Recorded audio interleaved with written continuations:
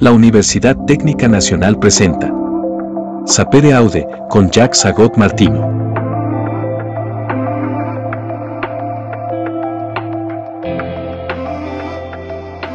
Somos UTN.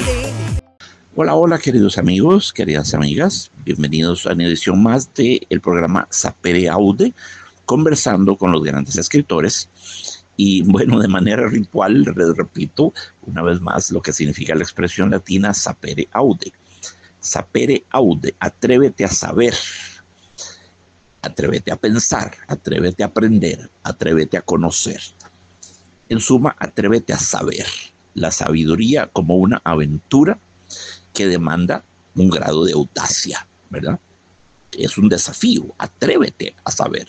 Es un reto fascinante. Aude, de audacia, tenemos casi la misma palabra en otro refrán latino, audentes fortuna iubat, la fortuna ayuda a los audaces, lo cual creo que en efecto es el caso. Pues hoy, queridos amigos, vamos a hablar una vez más, porque lo hicimos la semana pasada, pero este autor merece 100 programas y no lo agotaríamos. Sí, el gran Octavio Paz, enorme figura de las letras latinoamericanas, de las letras universales. Fue Premio Nobel de Literatura en 1990 y ya había ganado el Premio Cervantes en 1981. Ya hablamos de él en el programa pasado, así que no me quiero explayar hablando sobre su biografía, porque ya la bosquejamos la vez pasada. Su nombre completo era Octavio Irineo Paz Lozano. Octavio Irineo Paz Lozano nació en la Ciudad de México el 31 de marzo de 1914 y murió en la Ciudad de México igual el 19 de abril de 1998. Y el mundo lo recuerda como un poeta extraordinario, un ensayista soberbio, cuentista también. Se menciona poco, pero tiene cuentos muy, muy lindos. Era un diplomático también mexicano, un hombre universal y absolutamente fundamental en la historia de las letras, de las grandes cosas que México le ha regalado al mundo, de las más sublimes, ¿verdad? Como embajador, fue embajador de México en la India entre el 62 y el 68, y embajador de México en Japón en el año 1952. En el programa pasado les contaba a ustedes cómo, siendo embajador en Nueva Delhi, en la India, sucede que en 1968, en octubre de 1968, se produce la masacre terrible de la Plaza de las Tres Culturas en México DF, o la Plaza de Tlatelolco, la masacre de cuando las Fuerzas Armadas asesinaron a un montón de estudiantes que estaban haciendo una demostración pacífica por demás. No era de ninguna manera un motín, una insurrección armada. No. Aún así los acribillaron poco antes de las Olimpiadas en México, ¿verdad? Y eso fue traumatizante para el mundo entero y generó auténtica indignación, asco contra el gobierno de Gustavo Díaz Ordaz, que era el presidente mexicano a la sazón. Fecha terrible para recordar, ¿verdad? Fecha terrible. Figura entre las cosas más terribles que han sucedido en la historia del mundo. Está totalmente a la altura de Guernica, a la altura de la primavera de Praga, a la altura del Domingo Rojo, a la altura de las grandes matanzas, de las grandes carnicerías de que se tiene memoria, ¿verdad? La fecha exacta fue el 2 de octubre de 1968, y sí quiero subrayar la coherencia ejemplar de Octavio Paz, que de inmediato renunció a su cargo diplomático, ¿verdad?, que le había sido asignado por el gobierno de México, pero donde el presidente hizo cosa semejante, ¿verdad? Y pues de inmediato renunció, y fue el único de los miembros del cuerpo diplomático que renunció. Fue el único que tuvo la coherencia ideológica y existencial para decir: no, yo no quiero tener nada que ver con este genocida. ese fue el significado de su gesto. Entonces dejó de inmediato, bueno, la masacre fue el 2 de octubre, ya el 18 de octubre estaba de vuelta en México. Así que quiero mencionarlo porque son muchos los intelectuales que no muestran este nivel de continuidad. No hay un continuum entre su palabra y su acción. Son muy incoherentes, ¿verdad? Desgraciadamente. Pero no es el caso de Octavio Paz y por eso quiero señalarlo. Bueno, les decía, formidable el caso de Octavio Paz, ¿verdad? Vivió 84 años. Sí había mencionado la vez pasada y lo voy a repetir, que una de las cosas, bueno, terribles que le pasaron fue que su apartamento, donde vivía ya en Reforma, en la calle, gran, bellísima avenida mexicana Reforma, a 100 metros del Ángel de la Independencia, la estatua del Ángel, su apartamento se incendió y perdió una gran parte de su biblioteca. Y eso cuando ya estaba muy viejito. Y eso fue una cosa terrible para un escritor, la biblioteca, lo que significa la biblioteca, bueno, para todos, pero para un escritor, ¿verdad? La suma de sus libros acumulados, coleccionados, adquiridos a lo largo de una larga vida, y con muchos ejemplares autografiados y dedicados por los más grandes escritores de su época. Todo eso se quemó, es algo terrible. Le ha pasado a otros escritores también, y muchos no logran sobrevivir ese terrible trauma de ver la biblioteca incendiada, ¿verdad? La biblioteca es un lugar mágico, la biblioteca es un lugar prodigioso. Recuerden ustedes la importancia que tenía la biblioteca en la vida de Jorge Luis Borges, cuando decía: el hecho más importante de mi vida, el hecho más marcante de mi vida fue la biblioteca de mi padre. Y ya prácticamente ciego, era director de la Biblioteca de Buenos Aires y soñaba con una de sus quimeras favoritas, era la de una biblioteca infinita, el saber infinito en una biblioteca infinita. Eso es una cosa bellísima, bellísima. Por desgracia, no parece que eso vaya a darse nunca, salvo bajo la forma de bibliotecas digitales, electrónicas. Y eso a mí no me gusta. Acudo a ese recurso, sí, puedo buscar cosas en versión digital, electrónica, lo hago todos los días de mi vida por una cuestión de pragmatismo y porque a menudo me urge considerar tal dato, tal información, tal pesquisa. Pero yo necesito los libros físicos, necesito tocarlos, olerlos, acariciarlos. La materialidad del libro es importante para mí. Yo creo que la tecnología nos está desensualizando, está destruyendo el vínculo esencialmente sensorial, pero también sensual, que nos une al mundo, y estableciendo un vínculo puramente cerebral, puramente abstracto.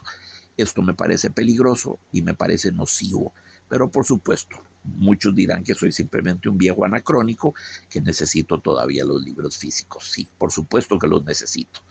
Y tengo una biblioteca voluminosa, caótica, desordenadísima, pero bueno, la adoro. Para mí es mi santuario, ¿verdad? Es mi pequeño santuario.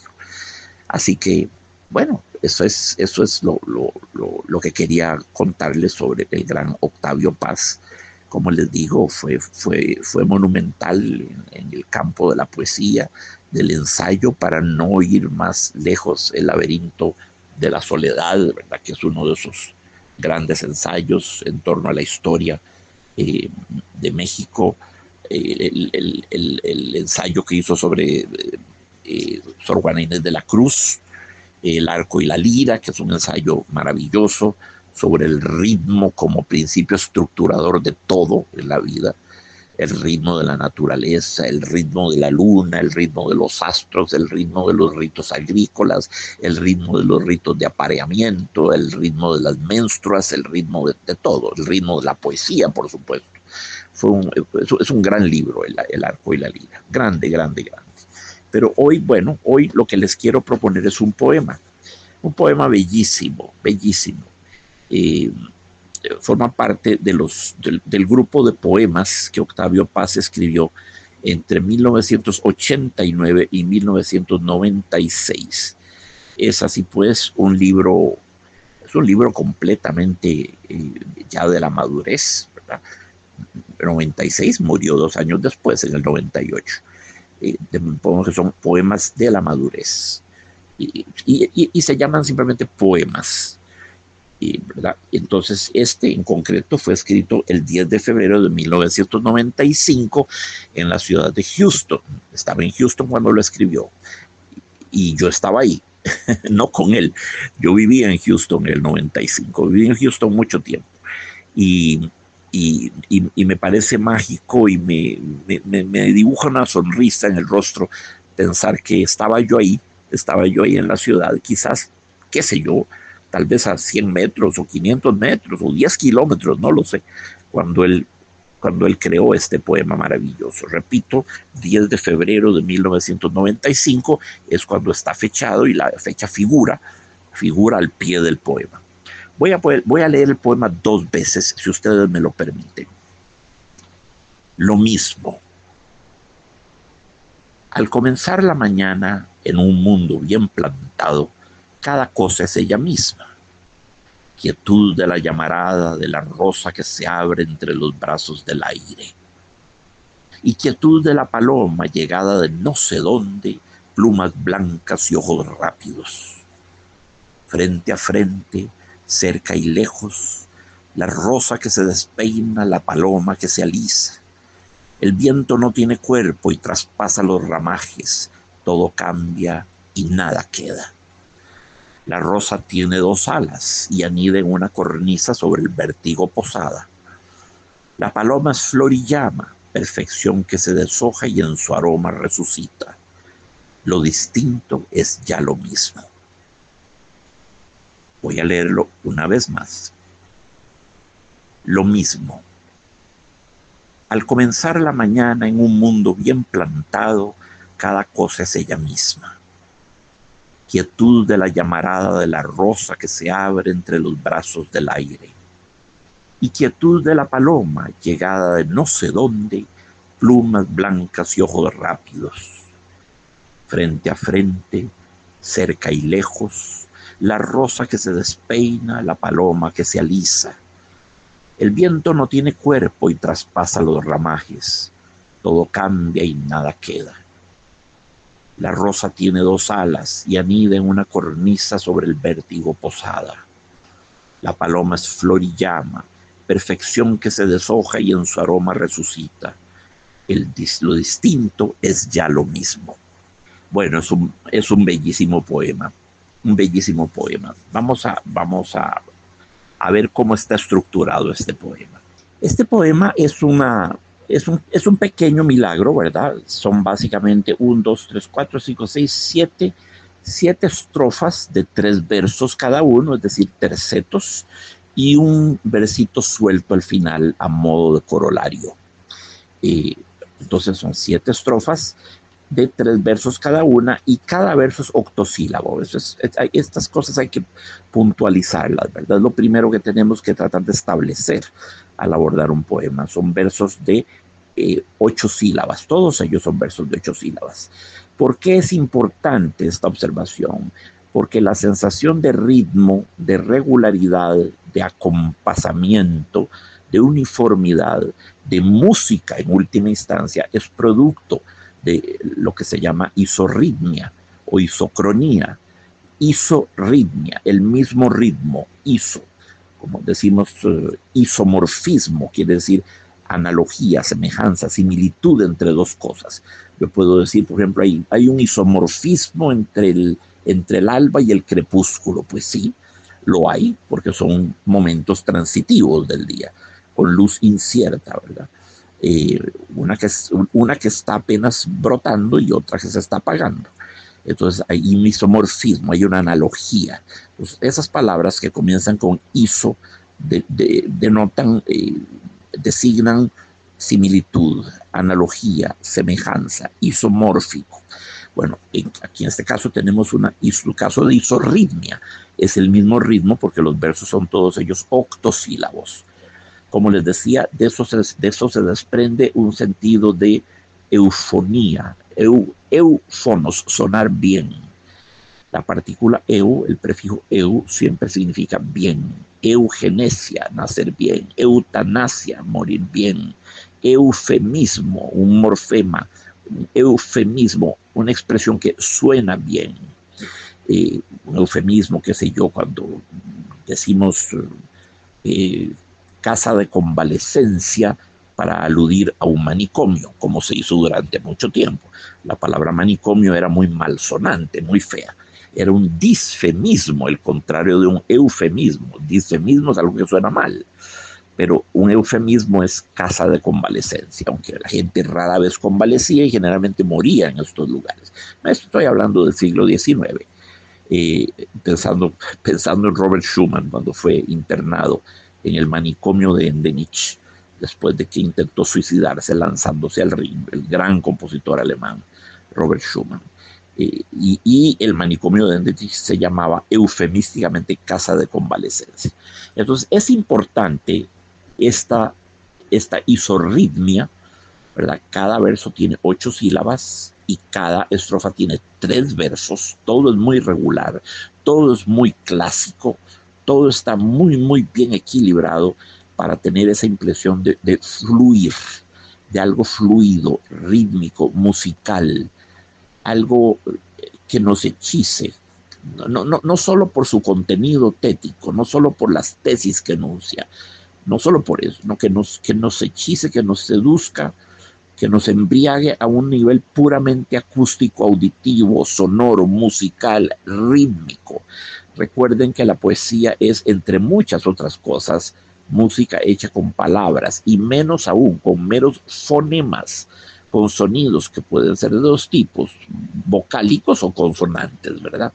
Y entonces es muy importante este poema, 7 estrofas de 3 versos cada una, más un versito suelto al final, que es de extremada importancia. Ya vamos a ver por qué. Y cada verso es octosílabo. Veamos la primera estrofa.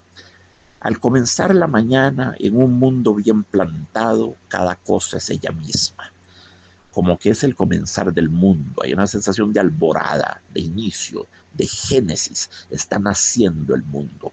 Al comenzar la mañana, no solamente la mañana es ya de por sí una referencia al comienzo de algo, la mañana, el amanecer, el alba, la aurora, sino que es el comienzo de la mañana. Es decir, ese momento en que empiezan a insinuarse en lejanía las primeras luces, ¿verdad?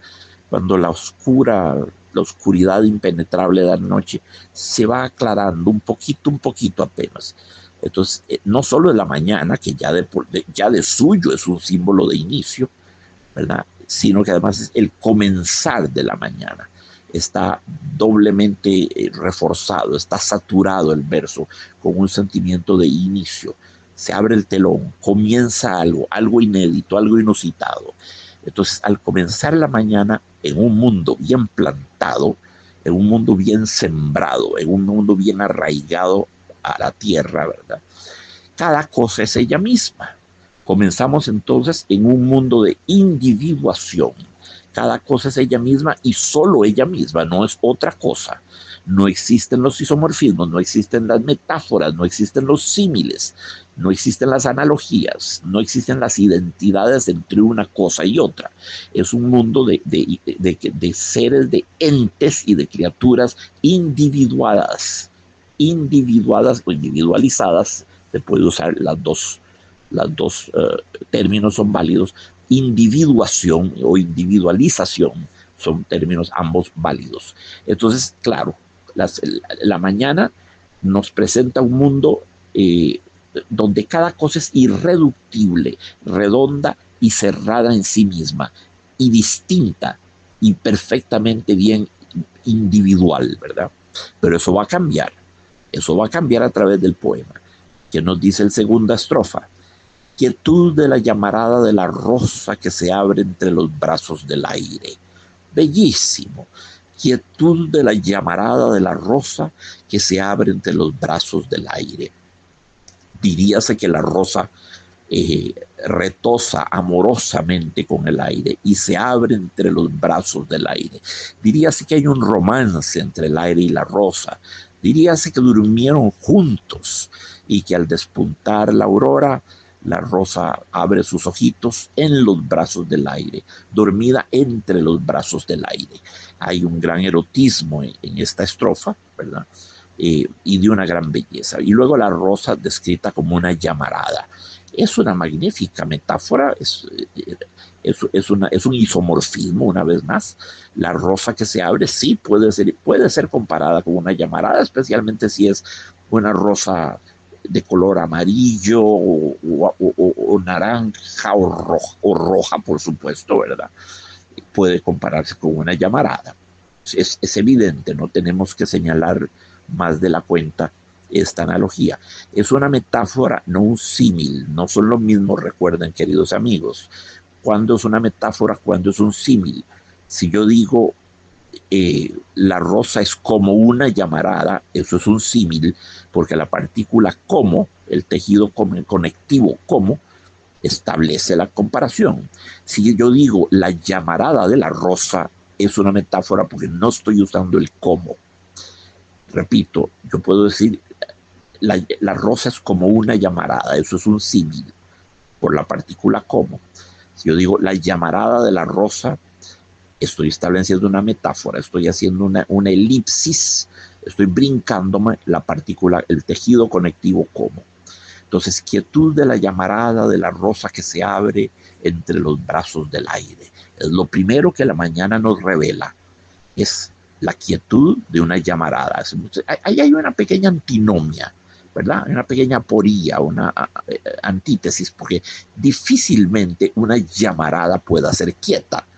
Una llama quizás sí, un cirio en una candela, en un pabilo, claro que sí, basta entrar a una biblioteca, a una iglesia, ¿verdad? Los cirios están ahí, serenos, ¿verdad? No demasiado desmelenados que amenazarían con quemar el templo. Entonces hay una pequeña aporía, quietud de la llamarada. Una llamarada quieta, ¿es ello concebible? Sí, le creemos a don Octavio Paz, sí. Yo siento que él está jugando ahí con una antítesis. La llamarada difícilmente puede ser quieta, pero no importa, todo se lo aceptamos, porque todo aquí es hermosísimo. Entonces, quietud de la llamarada de la rosa que se abre entre los brazos del aire. Atención, se abre. Necesitábamos vocales abiertas para dar esa impresión de una eclosión, de una apertura. Entonces, quietud de la llamarada de la rosa que se abre entre los brazos del aire.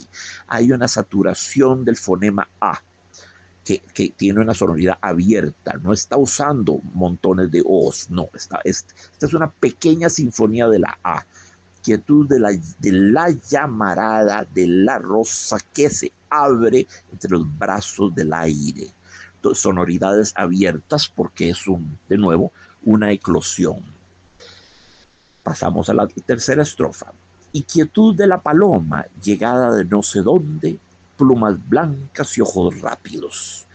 Entonces la paloma, esa no brota, esa llega y no sabemos de dónde, ¿verdad?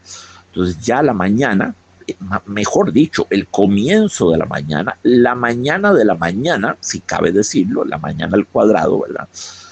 Nos revela ya dos cosas. Hay dos cosas que se nos revelan, una rosa que se abre entre los brazos del aire y una paloma que llega de no sabemos dónde, plumas blancas y ojos rápidos. De nuevo, Octavio Paz prescinde aquí de tejido conectivo. Una paloma llegada de no sé dónde, plumas blancas y ojos rápidos. No dice tenía las plumas blancas y los ojos rápidos, lo que hubiera sido el colmo de lo peatonal y de lo profano y de lo prosaico. Por supuesto que no. No hace falta eso, no hace falta.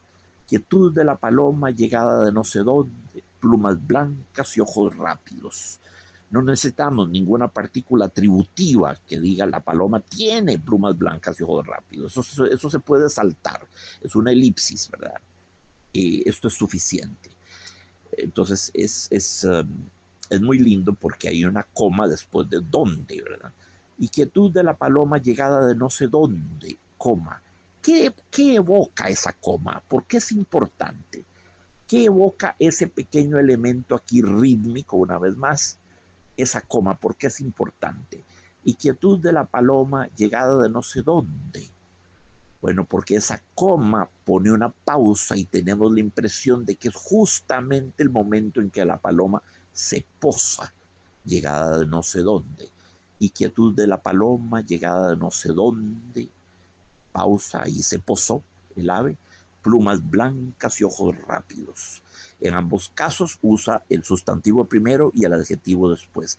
Plumas blancas y ojos rápidos. Los poetas a menudo invierten el orden para evitar la monotonía, pero aquí no hubiera funcionado. Blancas plumas y ojos rápidos. Bueno, tal vez, no lo sé. Me quedo con la versión de Octavio Paz, por supuesto que él sabe hacerlo mejor, ¿verdad? Pero es muy frecuente cuando hay este tipo de enumeraciones, que son solo dos elementos, plumas y ojos, ¿verdad? Que el poeta o el escritor cambie el orden, adjetivo, sustantivo y luego sustantivo, adjetivo, que invierta. Pero no, en este caso tenemos el sustantivo, adjetivo, el sustantivo, adjetivo, plumas blancas y ojos rápidos. Cuarta estrofa. Frente a frente, cerca y lejos, la rosa que se despeina, la paloma que se alisa. Aquí hay un movimiento divergente, la rosa se despeina, la rosa se desmelena, mientras que la paloma se alisa. Aquí hay una divergencia, ¿verdad? Un contrapunto, movimientos que van en direcciones opuestas. Frente a frente, cerca y lejos, la rosa que se despeina, la paloma que se alisa. Nuevamente, comas, la presencia de comas. Las pausas son muy importantes. La puntuación es importantísima en cualquier forma de literatura. En Costa Rica, donde la gente no lee, porque esa es la verdad, la gente no lee. Como no lee, no sabe usar la puntuación. Es espantosa la forma en que los costarricenses puntúan, ¿verdad? No saben, no conocen la puntuación y no la observan al leerla tampoco. Frente a frente, esos dos elementos que el comienzo de la mañana nos regaló, la rosa y la paloma, están frente a frente, coma, cerca y lejos. Coma. De nuevo, están frente a frente, pero cerca y lejos. ¿Por qué están cerca y lejos? Bueno, hay una nueva antinomia. Hay una nueva aporía, hay una contradicción, cerca y lejos. Bueno, ¿puede algo estar cerca y al mismo tiempo lejos? Sí. En el mundo de la poesía todo es posible, ¿verdad? El mundo de la poesía no es el mundo de la lógica matemática, ¿verdad? No es el de la lógica del principio de no contradicción. Si yo digo algo está cerca y al mismo tiempo está lejos, por lo menos uno de esos enunciados es falso. Si yo digo este animal está vivo y este animal está muerto, uno de esos enunciados tiene que ser falso, porque la lógica no tolera la contradicción, por lo menos la lógica clásica. La lógica que nos viene de Aristóteles, de allá del siglo IV antes de Cristo. Eso ha cambiado mucho hoy en día, ¿verdad? La moderna lógica admite la posibilidad de las contradicciones. Entonces, frente a frente, la paloma y la rosa, cerca y lejos, la rosa que se despeina, la paloma que se alisa. ¿Sí? La paloma adquiere una textura lisa, lustrosita, imagínense las plumas, y la rosa se despeina, la rosa se desmelena. Bueno, sí, ya yo la sentía desmelenada desde que era una llamarada. Las llamaradas son desmelenadas, pero ahora Octavio Paz nos dice ya de manera explícita que la rosa se despeina. También puede ser frente a frente, cerca y lejos. Ese cerca y lejos puede no ser exactamente una observación de índole espacial. No dice que esté cerca o lejos en el espacio, dice que está cerca y lejos porque tiene algunos elementos comunes que los vinculan a la paloma y a la rosa, pero otros que los distancian semánticamente, tienen características muy diferentes. Entonces es una cercanía o una lejanía semántica más bien que espacial. Punto muy importante, ¿eh? Una lejanía y una cercanía semántica, no tanto espacial. No es en el espacio que están cerca y lejos, es por las características que tienen y por la conducta de una y la otra que la paloma y la rosa están cerca y al mismo tiempo lejos. Claro, están lejos porque una se despeina y la otra se alisa, pero están cerca porque ambas son hijas del comienzo de la mañana, fueron regalos de la mañana para el mundo. Siguiente párrafo. El viento no tiene cuerpo y traspasa los ramajes. Todo cambia y nada queda. Sí, es una bellísima estrofa. El viento no tiene cuerpo. Bueno, el viento tiene cuerpo. A ver, si nos ponemos muy rigoristas, el cuerpo es como la música, ¿verdad? El viento es como la música. Es invisible, pero es una magnitud física, corpórea. El viento pesa, ¿verdad? Tiene peso, por supuesto. Ah, no, claro que sí. Tiene peso, tiene densidad, está hecho de moléculas gaseosas, es el viento. La música también, Marcel Proust se aludía a la música como el ars sine materia en latín, un arte sin materia, la música. Es muy linda la expresión y muy poética, y bravo a Marcel Proust por ella. Pero en rigor, si nos vamos a poner rigoristas, no es exacta. La música sí tiene materia. La música son frecuencias vibratorias sonoras que viajan a través de una superficie de propagación. Esa superficie de propagación por la que corre el sonido, las ondas del sonido que son eminentemente materiales, esa superficie de propagación puede ser el viento o el aire, puede ser la materia, el sólido, ¿verdad? Puede ser el agua. El sonido corre muy rápido a través del agua, corre muy rápido a través de lo sólido. Donde menos rápido corre, lo crean ustedes, el sonido es en el aire, ¿verdad?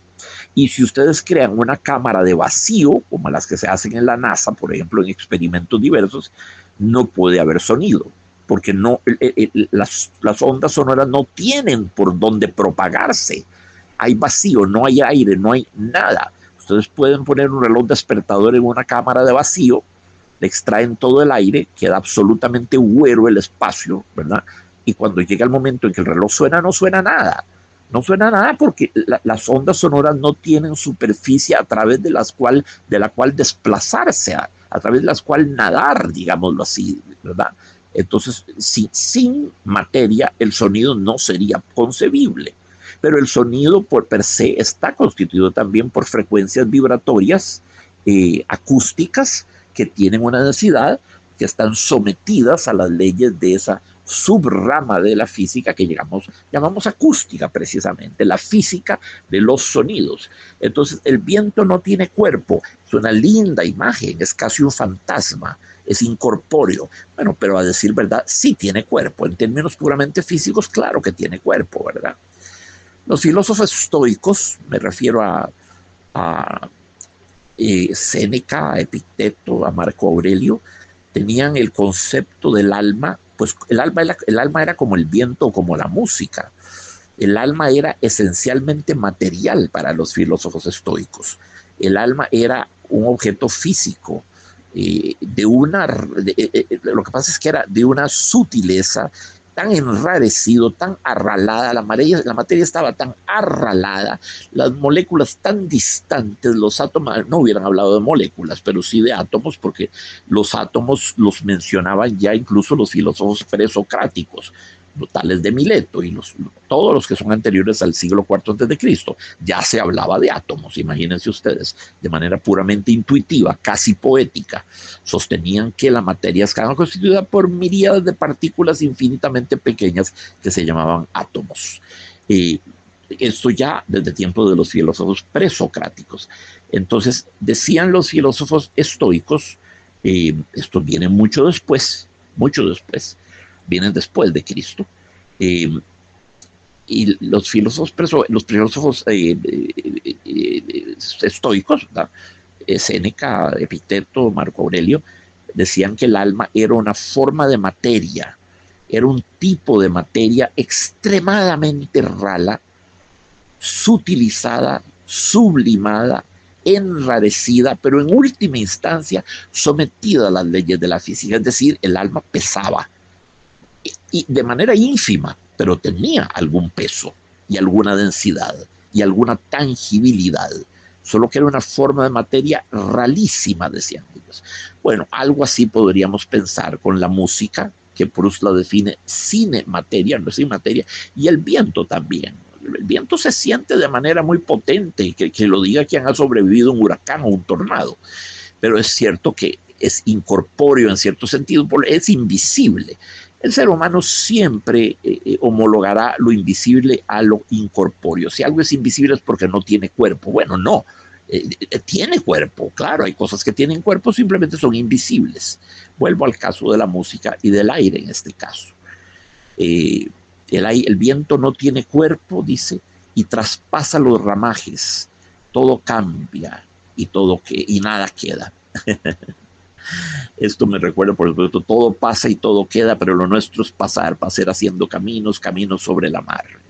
Antonio Machado, en la versión de Joan Manuel Serrat. Claro, tiende uno a pensar en eso, ¿verdad? Todo cambia y nada queda. Todo pasa y todo queda, pero lo nuestro es pasar.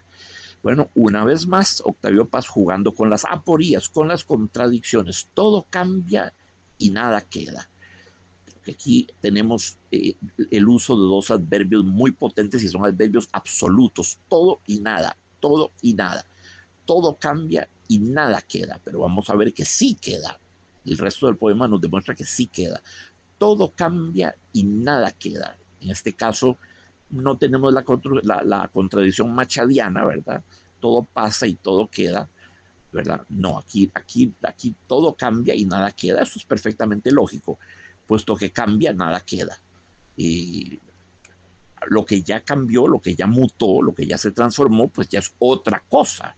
De tal manera que ya murió a lo que antes era para renacer bajo otra forma. ¿Verdad? No dice no dice que quede un vacío, que quede algo huero, que quede una especie de vacancia en el ser. Dice que simplemente que hay movimiento, que hay mutación, que hay transformación. No es como el ser de Parménides, ¿verdad? Donde no había cambio. El ser de Parménides era redondo, inmóvil, perfecto, inmutable, ¿verdad? Inmóvil, porque el movimiento presuponía cambio. Todo lo que se mueve cambia. Así no fuese más porque el hecho de que ya no está aquí, sino está allá, eso ya presupone un cambio.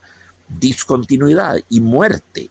Si ya dejó de ser lo que era y es otra cosa, ya hubo muerte, ya se infisiona la muerte dentro de ese ser redondo, perfecto, inmóvil y eterno de Parménides. Entonces había que negar el movimiento, o mejor dicho, para ser más exacto, Parménides no dice que no exista el movimiento, lo que dice es que el movimiento es una ilusión. Es una ilusión óptica. Está, pero realmente no existe, no hay tal. Es un espejismo. De modo tal que muy interesante todo esto que nos plantea Octavio Paz. Todo cambia y nada queda. Bueno, si todo cambia, evidentemente nada queda. Queda, pero bajo otra forma. Queda transmutado, transfigurado, transubstanciado. Entonces, ese es el sentido de esta estrofa. Pasamos a la siguiente bellísima estrofa. La rosa tiene dos alas y anida en una cornisa sobre el vértigo posada. Ah, caramba, ya empieza a darse un fenómeno muy curioso aquí. Un fenómeno muy curioso. Ahora resulta que la rosa tiene dos alas. La rosa se ha palomizado. La rosa está asumiendo la forma de la paloma. La rosa tiene dos alas y anida en una cornisa. Nido, lo propio de un ave, lo propio de la paloma. Anida en una cornisa sobre el vértigo posada. Tenía que haber punto después de posada, ¿verdad? Para dar una sensación de cesación del movimiento. La paloma se posa. Era importante que hubiera un punto para sentir la cesación del movimiento y el aterrizaje de la paloma. Posada sobre el vértigo, sobre el peligro, sobre el abismo, sobre el vértigo posada. Vértigo desde la perspectiva humana. Las aves no sufren vértigo, no que yo sepa.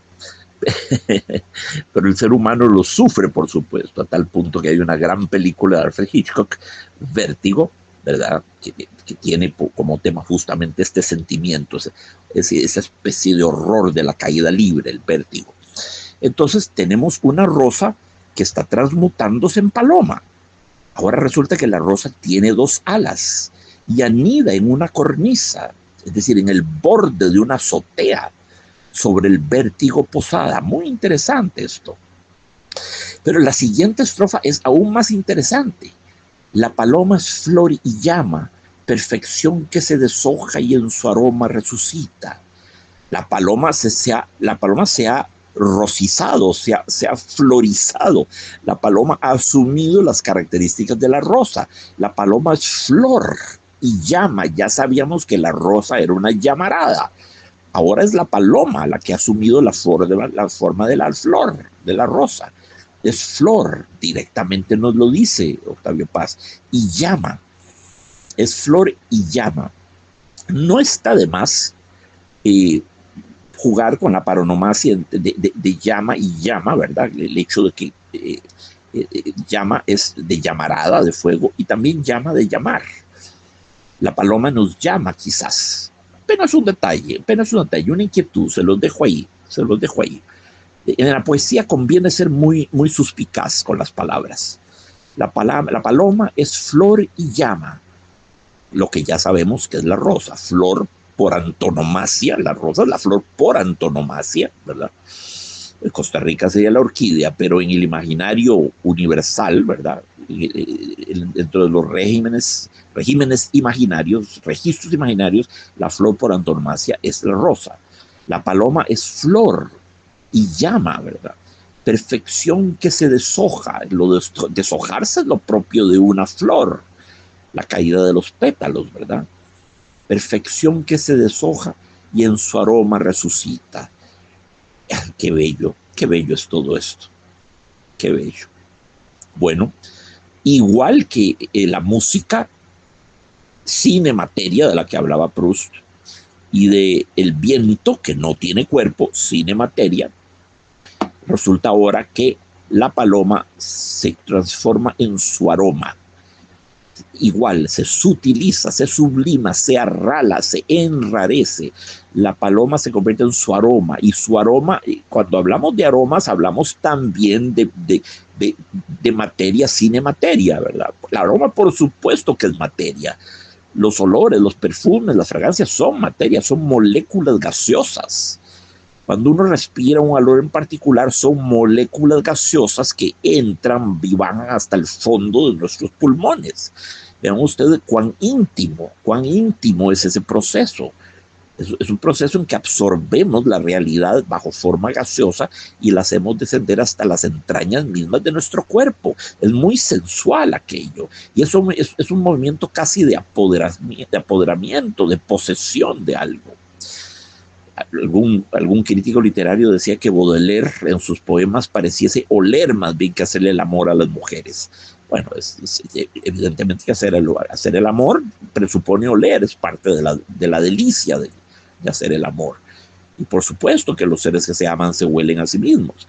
Es parte de ese bombardeo sensorial avasallante, abrumador, que constituye hacer el amor. Es un bombardeo sensorial tremendo, ¿verdad? Por todas partes estamos siendo bombardeados con texturas, colores, aromas, sabores, sonidos, de todos. Es una experiencia muy totalizadora que demanda el uso muy agudo de todos los sentidos. Entonces la paloma se ha deshecho, se ha transformado en su mero aroma, ¿verdad? Muy, muy hermoso, muy hermoso. La paloma asume la forma de una flor, la flor y llama. Ya sabíamos que la rosa era una llamarada. La paloma es flor y llama. Perfección que se deshoja. Es perfecta, y en su aroma resucita. Sí, la paloma se deshoja. La paloma flor, la paloma rosa, la paloma como tal no puede deshojarse, pero esta es una paloma que ya se transformó en rosa y sí, ya puede perder sus pétalos. La paloma es flor y llama, perfección que se deshoja y en su aroma resucita. Se deshace en tanto que flor, pero resucita en su aroma. Como era aquella la canción de Serrat. Cuando nace una flor, el olor de la flor se le olvida la flor. Cuando nace una flor, el olor de la flor, no le importa la flor, se le olvida la flor. Cuando nace una flor, el olor de la flor se le olvida a la flor. A la flor no le importa su aroma, no le importa, es pura dación. Da, entrega, obsequia, nos obsequia su fragancia, no se preocupa de nada, no le importa si será bien o mal criticada, bien acogida, rechazada, nada. Es dación pura, y en esto puede compararse quizás con la obra del artista, del poeta, que da y da y da. Luego, los poemas quedan librados al mundo y el mundo los aceptará, los atesorará, los adorará o los olvidará, los destruirá, los rechazará. Eso es lo propio del arte, es lo que siempre es el riesgo que se corre cualquier creador, ¿verdad? Pero bueno, sí, la paloma es flor y llama, perfección que se deshoja. Es una flor que se deshoja ahora. No solo se ha transformado en flor, más concretamente en rosa, sino en una rosa que está muriendo, que se está deshojando. Está muriendo para resucitar, porque nada resucita si no ha muerto, para resucitar en su aroma, transformada en su aroma, de tal manera que el aroma es a la rosa lo que el alma es al ser humano. El aroma es el alma de la rosa. Es, de nuevo, vuelvo a los estoicos, el aroma es el alma, el aroma es la materia arralada, sutilizada, enrarecida, sublimada. El aroma es un mínimo de materia concebible, es materia, pero es un mínimo de materia, como lo es la música o como lo es el viento, ¿verdad? Son, de nuevo, moléculas gaseosas. Uno piensa en los aromas y no se imagina esto, pero es muy importante tenerlo en cuenta. La materialidad y la densidad física del aroma, de la fragancia, de los olores. De nuevo, cuando olemos algo grato o desagradable, son las moléculas gaseosas que entran en nuestro cuerpo y bajan hasta nuestros pulmones. Eso es un proceso muy interesante, repito, muy entrañable, muy visceral y muy íntimo. De modo que es muy importante esto, ¿verdad? Y tenemos una paloma que es flor, que se deshoja, que se desintegra y se transforma en su mera alma, en su puro fantasma. El aroma es el fantasma de la flor o el alma de la flor, por así decirlo. Es la flor reducida a un mínimo de materia, a moléculas gaseosas. Y luego viene el último verso que está desprendido del poema. Viene aquí como un pequeño colorario. Lo distinto es ya lo mismo. Fundamental. Fundamental. Este es el terminus ad quem del poema. Este poema cierra lo que comenzó. Recuerden que al comenzar la mañana en un mundo bien plantado, cada cosa es ella misma, cada cosa es irreductible, es incomparable, son elementos discretos, son puntos discretos, no conectados, no hay un continuum, no hay un proceso de transformación, no hay un proceso de metaforización. Ninguna cosa conecta con ninguna otra, ni ninguna parece tener analogía con ninguna cosa. Cada cosa es ella misma, nos dice Octavio Paz, al comienzo de la mañana, al comienzo del ser. Es como el caos que precedió a la creación del universo con sus nebulosas, galaxias, cometas, aerolitos, planetas, estrellas bien decantadas, ¿verdad? Al principio es un caos, es lo que los alquimistas antaño llamaban la masa confusa, masa con doble S, la masa confusa o nigredo de lo negro, ¿verdad?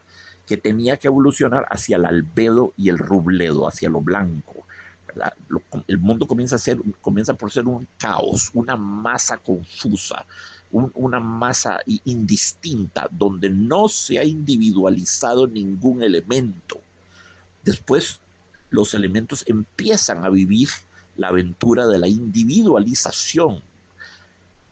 A ver, como decir, una nube cargada de lluvia, se desprende de ella una gotita, ¿verdad? Se desprende una gotita que vive su vida individual, vive su existencia, hace sus correrías, sus andanzas, tiene su pequeña aventura, tal vez va a parar un río, el río la lleva al mar y en el mar se evapora y vuelve a subir como gotita y se confunde de nuevo con la masa confusa de la nube llena de humedad que le dio origen.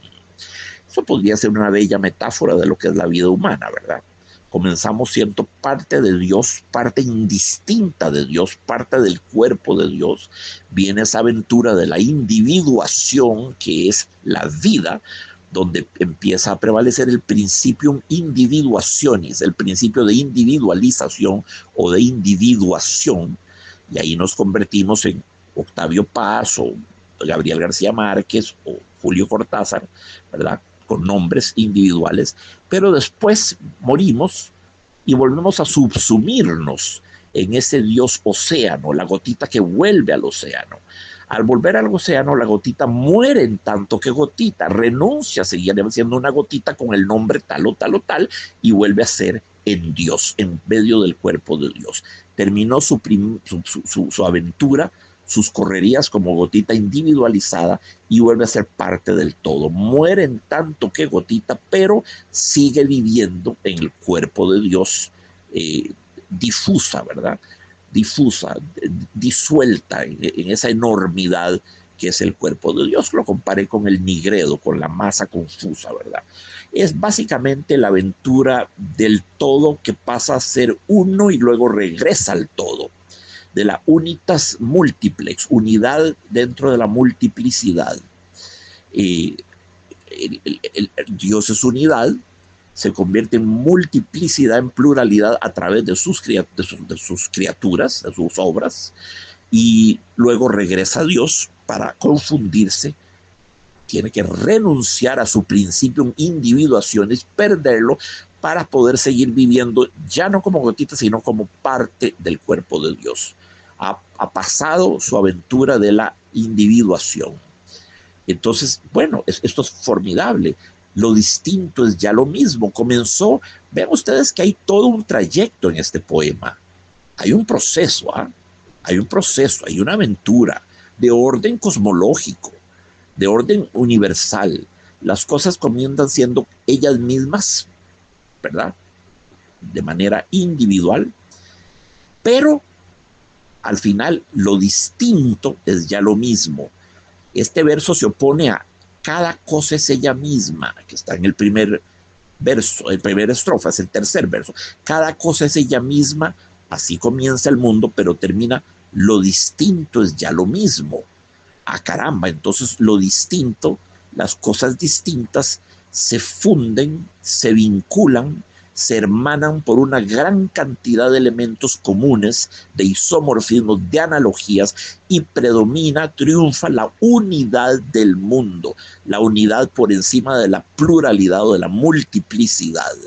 El mundo deja de ser heterogéneo, ahora es homogéneo, deja de ser heteróclito, ahora es una sola cosa. Y eso es lo que hace la poesía. La poesía une elementos disímiles, los vincula a través de la metáfora. La metáfora es una especie de cordón umbilical, de vínculo placentario entre las diferentes cosas de la realidad. La poesía propende siempre la unidad, busca la unidad del cosmos, la unidad del mundo, y por eso la poesía tiene un enorme valor nociológico, ¿verdad? Y cosmológico. La poesía propone una experiencia del mundo, una concepción, pero también una manera de vivir el mundo, de vivirlo entendiéndolo como unidad, ¿verdad? Donde todas las cosas se corresponden, todas las cosas tienen elementos comunes. Bueno, podría ser el apeiron, podría ser esas cosas que constituyen también los filósofos. Anaxágoras hablaba de esto, de que las cosas todas estaban constituidas por un elemento común.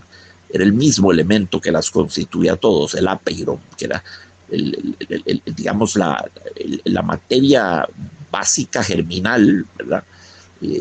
Que constituye a toda la materia, el agua como el cielo, el fuego, la tierra, los cuatro elementos, de nuevo de los presocráticos, aire, fuego, tierra y agua. Sí, aire, fuego, tierra y agua, los cuatro elementos.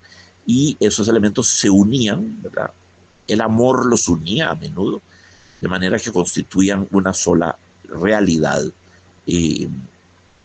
donde no había individuación. Entonces el poema evoluciona de las cosas distintas, irreductibles, diferentes, inasimilables en el sentido de que no se puede establecer similitud entre ellas, ¿verdad? Evoluciona de eso a la unidad del cosmos. Lo distinto es ya lo mismo. Qué belleza y qué manera de decirlo, porque esto se pudo haber dicho de maneras tan elaboradas, tan complejas, tan grandilocuentes, tan metafísicas, pero no. Dice, lo distinto es ya lo mismo, y ese adverbio ya es fundamental. Lo distinto es ya lo mismo. No es lo mismo que decir lo distinto es lo mismo. Lo distinto es lo mismo, no, eso no funciona. Porque el ya nos indica que hubo un proceso, nos indica que hubo un momento en que no, lo distinto no era lo mismo, pero ya ahora sí es lo mismo. Sí, hubo un proceso, hubo una transformación, hubo un trayecto, un tránsito entre lo diferente, entre lo distinto, entre lo irreductible, entre lo incomparable a la unidad perfecta. Ahora no solamente son las cosas comparables e isomórficas, son básicamente lo mismo. Todo es la misma realidad, es la mismidad de lo real. Lo distinto es ya. De nuevo subrayo la importancia del ya. No es lo mismo decir lo distinto es lo mismo que decir lo distinto es ya lo mismo. El ya presupone que hubo un tiempo en que no fue lo mismo, pero ahora sí es lo mismo. Pero tuvo que pasar tiempo para que se diera esa unión. Por eso la importancia del ya, ¿verdad? Lo distinto es ya lo mismo. Así que el poema nos propone toda una aventura, todo un trayecto fascinante, desde lo individual, desde los puntos discretos, inasimilables, carentes de analogías, ¿verdad? En el comienzo de la mañana, en el comienzo del mundo, cada cosa era distinta. Ahora todo es lo mismo. Lo distinto es ya lo mismo. Bueno, si ya es lo mismo, ya no es distinto. Ahora estamos en la mismidad, ¿verdad? Todo es lo mismo, todo es unitario, todo forma de parte del mismo hipercuerpo, del mismo inimaginable hipercuerpo. Ustedes pueden ver lo que quieran ahí. Yo podría ver a Dios, alguien puede ver simplemente el cosmos físico material sin necesidad de Dios. En todo caso, es una cosa, por supuesto, unitaria, inmensa y que abarca la totalidad de la realidad. Este es un poema de tipo cosmológico, plantea una Weltanschauung, es un término alemán, Weltanschauung, una visión del cosmos, una visión del mundo, Welt, ¿verdad? Del mundo. Lo distinto es ya lo mismo. Qué poema tan bello, tan profundo además, tan sintético. Este poema dice cosas de una hondura abisal, de una hondura inmensa, pero lo dice de la manera más sencilla, más linda, más poética. Estoy anonadado por la belleza de este poema. Me siento transido, me siento deslumbrado. Bravo, un aplauso para Octavio Paz. Grande Octavio Paz. Lo seguiremos visitando y explorando con toda certeza. Eso se los prometo. Un abrazo para todos, queridos amigos. He disfrutado muchísimo de este programa con ustedes.